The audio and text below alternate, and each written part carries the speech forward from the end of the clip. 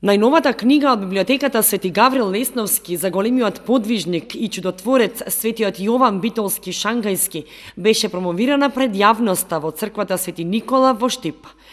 Промотори беа отец Јован Таковски, професор на Богословскиот факултет во Скопје, и Андре Стојанов од Кочани, кој што е познат на кочанската јавност и за кого се собираат средства за лекување и третман соматични клетки во Русија.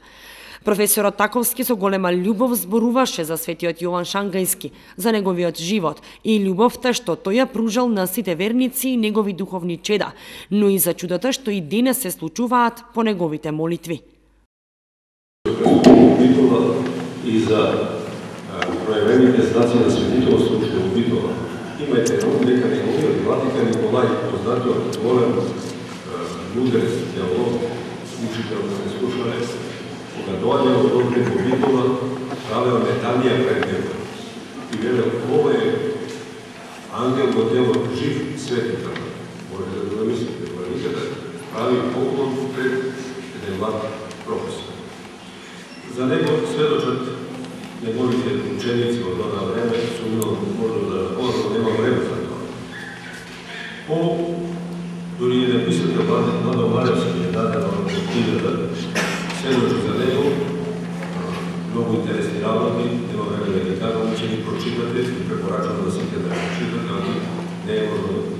многу да се... Тата не треба да се стави са валецма и слушате праши, да се доближиме до Бога и да се добиве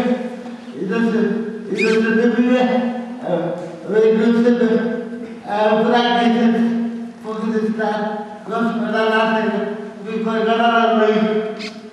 Отец Дамаскин, игумен на Лесновскиот манастир, зборувајќи за големиот светител и чудотворец на кого е посветена книгата Светиот Јован Шангајски, истакна и упати апел до сите верници и граѓани, како што Светиот Јован Шангајски помагал на страдалниците и сиротите дечиња, така и верниците да помагаат на оние на кои им е потребна помош. И додаде дека средствата од продажбата на првите 400 книги ќе бидат наменети во хуманитарни цели за помош на Андре Стојанов од Кочани. Светиот Јован бил голем и чудотворец и исцелител и заштитник на најповеќе на страдалниците, најповеќе на сиромашните и сиротите дечиња и момчиња и девојки. Затоа и многу го сака и нашиот брат Андре, го повикува молитвите, а и ние денеска ќе го повикаме Светиот Јован Шангајски и на нашиот брат Андре да се застапува пред престолот Божји да му помогне